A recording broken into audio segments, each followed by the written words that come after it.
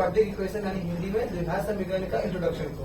देखिए, द्विघात समीकरण अर्थात क्वाड्रेटिक इक्वेशन क्लास 10 का एक बहुत ही बेसिक चैप्टर है। इसमें आप लोग को इंट्रोडक्शन बताया जाएगा। तो इस वीडियो में आप लोग को मिलने वाला इंट्रोडक्शन आगे की वीडियोस में हेल्पफुल होंगे। आज से आप लोगों को रेगुलर वीडियोस मिलते रहेंगे। आज आप लोग का डे 1 हुआ और आज के डेट से आप लोग को प्रतिदिन एक एक वीडियो प्रोवाइड किया जाएगा। हर वीडियो में इस चैप्टर को आगे बढ़ाया जाएगा। ये पूरा वीडियो एनसीईआरटी बुक्स को फॉलो करता है। तो बिना देर के चलिए शुरू करते हैं इंट्रोडक्शन। तो सबसे पहले हम लोग जानना होगा कि क्या होता है द्विघात समीकरण क्वाड्रेटिक इक्वेशन का डेफिनेशन यानी परिभाषा। देखिए, एक ऐसा द्विघात बहुपद जिसमें केवल एक चर हो उसे द्विघात समीकरण कहा जाएगा, परंतु इसकी तुलना शून्य से की जानी चाहिए। यानी कि अगर कोई द्विघात बहुपद है, द्विघात बहुपद आपको पता होना चाहिए क्या होता है, जिसमें अधिकतम घात 2 और चर कितने भी हो सकते हैं। परंतु यहाँ पे कंडीशन क्या है, द्विघात बहुपद और चर केवल एक हो, एक्स है तो सिर्फ एक्स, वाई तो सिर्फ वाई होना चाहिए और उसको इक्वल टू 0 कर दिया जाए, शून्य से तुलना किया जाए तो वो द्विघात समीकरण कहलाता है। In English we can say that a quadratic polynomial which has only single variable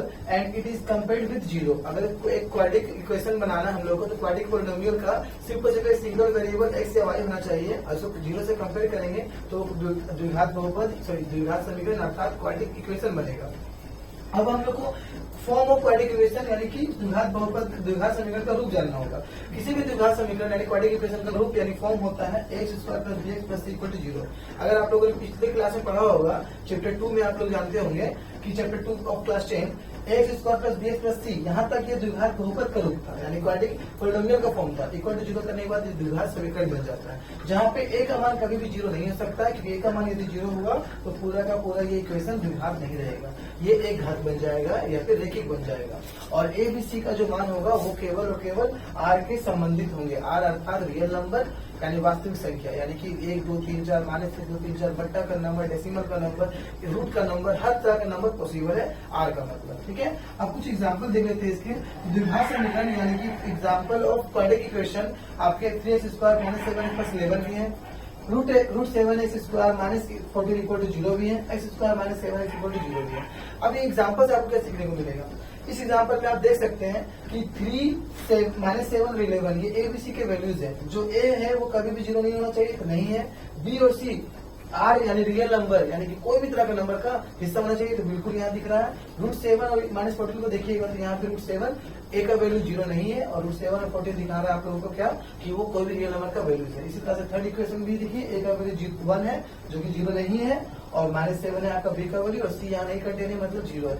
आप लोग को ये एग्जाम्पल से दिया जा रहा था कि आप लोग क्लियर कर लें कि द्विघात समीकरण किसी प्रकार का हो सकता है। कंडीशन क्या है, ए का मान 0 ना हो और शुरुआत में स्क्वायर और बाकी कुछ भी हो। क्लियर। तो इस पार्ट में आप लोगों ने 3 चीजें जान ली, द्विघात समीकरण की परिभाषा, द्विघात समीकरण का रूप और द्विघात समीकरण का उदाहरण। The definition of quadratic equation, the form of quadratic equation and the examples of quadratic equation. Now we come to the important topic यानी विशेष बिंदु पे चलेंगे हम लोग, द्विघात समीकरण को हल करने की विधियां। चलिए, समीकरण को हल करने की मुख्य 3 विधि होती है, एक एक करके। कुल मिला के 4 एक्सरसाइज है इस चैप्टर में। हर एक्सरसाइज में आप लोगों को नया नया विधि देखने को मिलेगा और एक एक्सरसाइज ऐसा आएगा जिसमें आप लोग कंडीशन सीखेगा। तो धीरे धीरे आप लोग और भी बहुत कुछ जानिएगा इसमें। ये आप लोग इतना कम नोट नहीं, अभी बहुत कुछ और बताया जाएगा। ठीक है, तो पहले हम मुख्य बातों पे चलते हैं। देखिए, पहला विधि होता है गुणनखंडन विधि। इस विधि को हम आपको बताते साथ ही इरेज कर देंगे, तो ध्यान से समझिएगा, आप मौके पे स्क्रीनशॉट भी ले लीजिएगा। देखिए, गुणनखंडन विधि क्या होता है, जो पहला विधि होता है गुणनखंडन विधि, उसमें अगर आपका कोई भी क्वाड्रेटिक इक्वेशन, ध्यान देखिए, x² - 3x + 11 दिया हुआ है, तो आप इसे सॉल्व करने के लिए थोड़ा सा डिसीजन देते हैं आपको। हाँ, आप इसे सॉल्व करने के लिए क्या कीजिएगा, क्लास 10 के चैप्टर 2 यानी क्वाड्रेटिक पोलिनोमियल जैसा ही मेथड अपनाइएगा। बस ये आपका क्वाड्रेटिक इक्वेशन होगा तो यहाँ पे इक्वल टू क्या रहेगा, आपका 0 रहेगा। तो गुणनखंडन विधि यानी फैक्टराइजेशन मेथड कुछ अलग नहीं है। आप लोग सब अच्छी तरह जानते हैं गुणनखंडन विधि में फर्स्ट मेथड होता है ए और सी को फाइंड करना और दोनों को आपस में मल्टीप्लाई करना। तो यहाँ आपको दिख रहा होगा ए का वैल्यू क्या है 1 और सी का वैल्यू क्या है 2। तो 1 और 2 को अगर हम रफ वर्क करके मल्टीप्लाई करते हैं तो मेरे पास 3 आता है। ठीक है, और 3 के फैक्टर्स हम लोग को चुनने होते थे। सॉरी, 1 और 2 को मल्टीप्लाई करने पे हमारे पास 2 आता है और 2 के फैक्टर्स क्या होते हैं, ओनली 1 और 2। और हम लोग ये डिसाइड करना होता है कि ये 3 ये दिए हुए फैक्टर से आ सकते हैं, तो बिल्कुल 1 2 से आपका 3 आराम से आ जाएगा। तो इसको फैक्टराइज करने का तरीका बिल्कुल आप लोग चैप्टर 2 में पढ़े होंगे, रिपीट करवा देते हैं। देखिए, सबसे पहले क्या करेंगे, x² लेंगे, हमको 2 मल्टीप्लाई करने पे 2 मिला था, तो 2 से 3 कैसे आएगा, 2 और 1 लेना होगा। तो 2 और 1 का मतलब हुआ 2x और 1x। 3x लाना है माइनस में, तो यहाँ भी माइनस देना होगा। आई होप आप लोग ये मेथड पहले से आता होगा।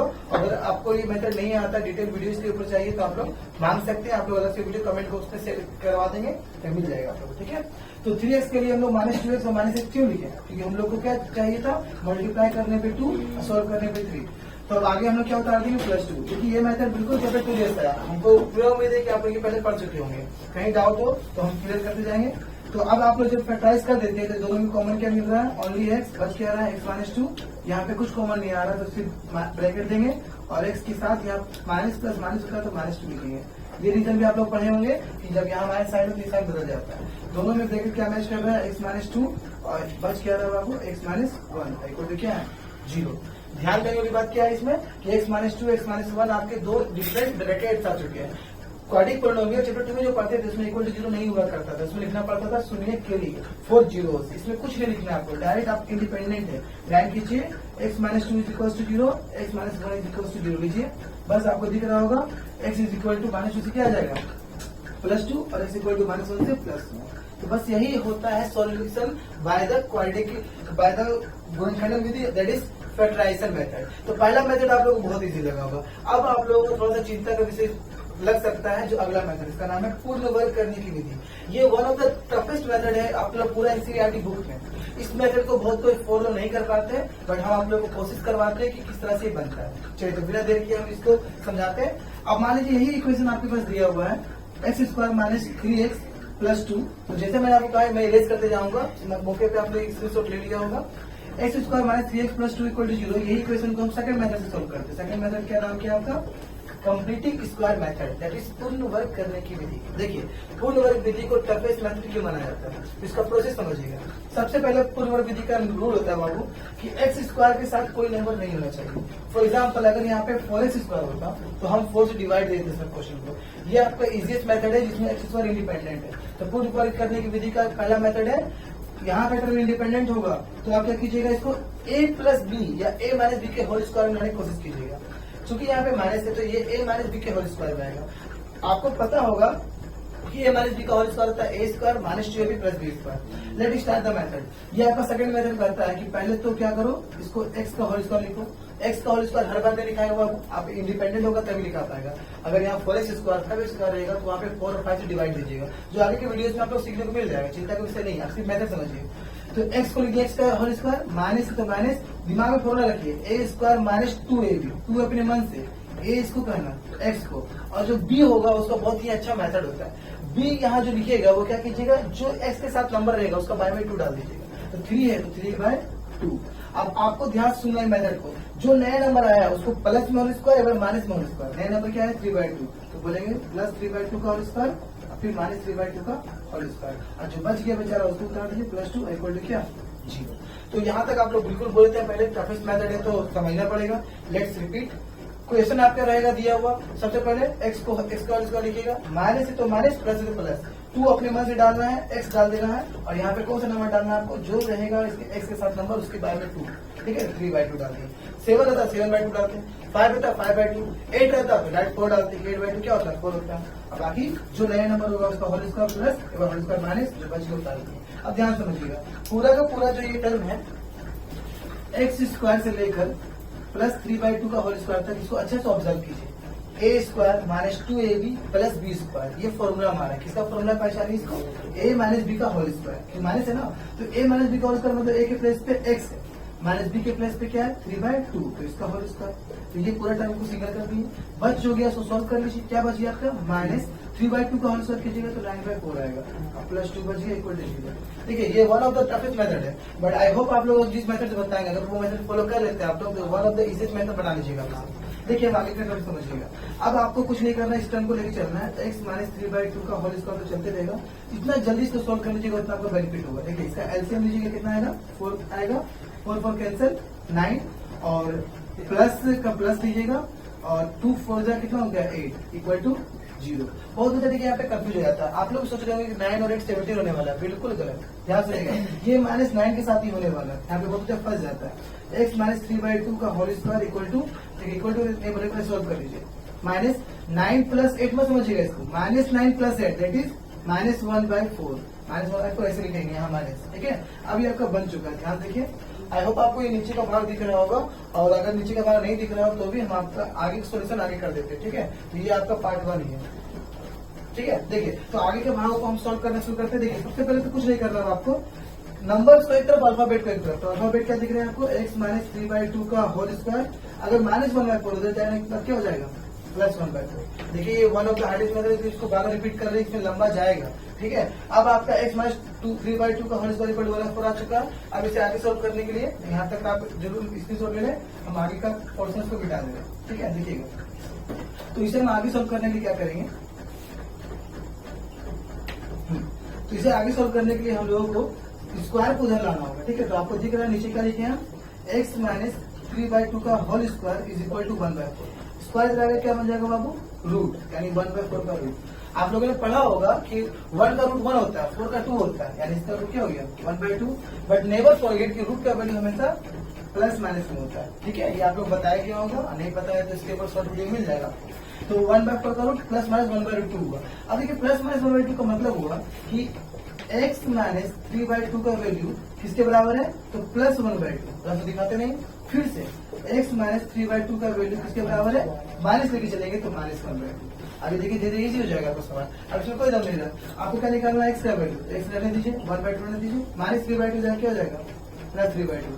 आई होप आप लोग को सोल्यूशन मन में करने आता होगा। नीचे के टर्म जब सेम हो तो मन में कर लीजिए। 1 और 3 कितने हो गए, 4, 4/2 कितना होता है, 2। आगे इसका वैल्यू, ठीक है। इसको सोल्व करते हैं। ये -1/2 है, माइनस को उधर करेंगे, फिर से क्या हो जाएगा, +3/2। इसको हम मन में सोल्व करते हैं। -1 + 3 कितने होते हैं, +2। 2/2 इज इक्वल टू 1। आपका आंसर कितना हो गया, 1, 2। और इससे पहले के पार्ट में आप पीछे जाके देख लीजिएगा वीडियो में कि आपको x का वैल्यू 2 और 1 ही आया था। तो ये one of the hardest method से भी सॉल्यूशन करने पे वही आंसर आएगा। ये था आपका सेकंड मेथड, इसका नाम था पूर्ण वर्ग विधि, यानी कि इंग्लिश में कंप्लीटिंग स्क्वायर मेथड। अब आप लोगों को तीसरा मेथड दिखा देते हैं, ठीक है। देखिए, तीसरा मेथड आप लोग को ज्यादा इजी लगेगा, क्योंकि इसमें आप लोग का नाम ही देखिए क्या है। थर्ड मेथड का नाम है द्विघाती सूत्र विधि, दैट इज क्वाड्रेटिक फॉर्मूला। अब ये फॉर्मूला कहा जाता है कि लोग जल्दी याद नहीं होता है, बट कोशिश कीजिएगा इसे याद कर लेने का, भविष्य में बहुत काम देगा। देखिए, द्विघाती सूत्र विधि जो होता है उसमें आप लोग एक अलग से वीडियो दिया जाएगा। वीडियो क्यों, समझिए। पूर्ण वर्ग विधि जो होता है उसी से जन्म लिया है ये आपका द्विघाती सूत्र विधि, ठीक है। तो इसके ऊपर वीडियो बनेगा जिसमें आप जानिएगा कि ये फॉर्मूला जो लिखवाने वाले वो आया कहाँ से। और आप लोग को मैथमेटिक्स में इंटरेस्ट अगर अच्छे से होगा तो वीडियो को जरूर देखिएगा, ठीक है। अदरवाइज आप फॉर्मूला याद कर लीजिए, ज्यादा बेटर रहेगा। देखिए, थर्ड मेथड से हम लोग चल रहे हैं बाबू। थर्ड मेथड का नाम है द्विघाती सूत्र विधि। द्विघाती सूत्र विधि में एक बहुत बड़ा बेनिफिट है आपको, सूत्र तो दे दिया है तो बस मान डालो और बना लो। चलिए अब आप लोगों से देखते हैं, कमेंट में बताइएगा कि ABC आप लोग निकाल सकते हैं नहीं निकाल सकते यहाँ पे। चलिए बच्चे देखते हैं फटाफट। जो बच्चे पढ़ाई करते हैं उनको पता होगा कि यहाँ पे A का वैल्यू कितना है, B का वैल्यू कितना है और C का वैल्यू कितना है, ठीक है। आई होप आप लोगों ने सुन लिया, समझ लिया होगा। सबको पता है कि इस वर्ग का जो नंबर होता है वो A का वैल्यू होता है, दैट इज 1। B का वैल्यू नेगेटिव साइड को भी लेके चलते हैं, -3। एंड C का वैल्यू क्या होगा, ओनली 2। तो अगर आपको ABC निकालने आता है तो ये मेथड बहुत आसान है आप लोग के लिए। पर ABC निकाल लीजिए हर बार की तरह। नाम क्या है मेथड का, द्विघाती सूत्र विधि। बस इसका सूत्र सुनिए कितना अच्छा है, बड़ा है बट डरिएगा नहीं। x equal to -b plus minus root under b square -4ac/2 है। थोड़ा सा अजीब लगा होगा आप लोग, इतना बड़ा सूत्र होता है। तो बढ़ाते बढ़ाते हैबिचुअल हो जाएगा आप लोग, इतना आप लोग हैबिट हो जाएगा, बोले हाँ सर याद हो गया। बस अब इसको वैल्यू पुट कीजिए, देखिए आंसर आपके सामने पल भर में बन जाएगा। कुछ नहीं करना आपको, x लेते चलना है। माइनस b का वैल्यू दिख रहा है आप लोग को -3। तो आप लोग तो होशियार बच्चे हैं, -3 मतलब माइनस इसका भी है माइनस इसका भी, हम डायरेक्ट लिख दें minus plus plus minus root under, यहाँ ध्यान दीजिएगा। b स्क्वायर -4ac का मतलब क्या होगा, b का स्क्वायर, b कितना -3। हम डाइट कर रहे हैं, आप लोग कर लीजिएगा। -3 का स्क्वायर कीजिएगा तो आएगा 9, क्योंकि माइनस का स्क्वायर प्लस होता है। -4ac, ध्यान दीजिएगा 4ac मतलब 4 गुना होगा a से भी और c से भी। उसको दिखा देते हैं, ज्यादा सोल्व करना दिक्कत। 4ac मतलब 4 का 4, a का वैल्यू 1 और c का वैल्यू कितना 2। नीचे क्या लिखा हुआ है 2a, 2a means 2 into a का वैल्यू कितना 1। चलिए ज्यादा दूर नहीं है आप लोग, दिल्ली दूर नहीं, तुरंत आ जाएगा आंसर। 3 का 3 प्लस माइनस सोल्व कर दे इसको, जितना जल्दी सोल्व कर सकते हैं आप। ये 4 1 4 2 8 हो गया। 9 -8 कितने होते हैं 1, और 1 का रूट भी क्या होता है 1। ठीक है। अब यहाँ पे आप पूछ सकते थे कि सर 1 का रूट तो प्लस माइनस 1 होना चाहिए, क्योंकि देखिए यहाँ पे बताया था पहले आपको, तो कोई बात नहीं, प्लस माइनस तो ऑलरेडी लिखा हुआ, सोचना क्या है इसमें, मैथ खत्म हो गया इसका। देखिए सोल्व किए 1 आया, 1 का रूट 1 आया, सोल्व करने पे अगर 4 आता तो 4 नहीं लिखते हैं, 4 का रूट 2 लिखते हैं, ठीक है। अब नीचे क्या है बाई 2। अब ये मेथड आपके लिए कुछ नहीं रहा, एक्स का वैल्यू क्या दिख रहा है आपको 3 प्लस माइनस 1/2। अब इसके बाद क्या करना होता है आप लोगों को, एक लाइन खींचना है, लिखना है एक बार, ध्यान दीजिएगा, एक्स इक्वल टू 3 प्लस 1/2, फिर लिखना है एक्स इक्वल टू 3 माइनस 1/2। आप समझे होंगे क्यों लिख रहे हैं इसे, कि प्लस माइनस का मतलब अगर प्लस लेना है एक बार माइनस लेना है, खत्म हो गया मैथ बाबू। आप लोग तो होशियार बच्चे हैं। 3 और 1 4/2 कितने होते हैं 2, और 3 में से 1 कितना बचेगा 2, और 2/2 कितना होगा 1। तो देखिए तीसरा मेथड बना के वही आंसर आया, एक्स का वैल्यू 2 और एक्स का value 1। First method, second method, third method आप लोगों को तीनों बता दिया गया। तीनों थोड़ा सा एक लॉन्ग सीरीज में बताया गया, थोड़ा जल्दी में। आप लोग को ये तीनों मेथड धीरे धीरे सीखना है, जो एक्सरसाइज में सीखेंगे। इंट्रोडक्शन वीडियो में जान लेने के बाद आप लोग को इसको नाप तो लीजिएगा कि हाँ ये मेथड ऐसा था, ये मेथड ऐसा था, ठीक है। तो ये वीडियो अब यहीं पे समाप्त करते हैं, ज्यादा लंबा ना खींचते हुए पूरे वीडियोस को दोबारा देख लीजिए और समझ लीजिए इस चैप्टर में क्या क्या पढ़ना है। That's it. You can copy the all notes from this image.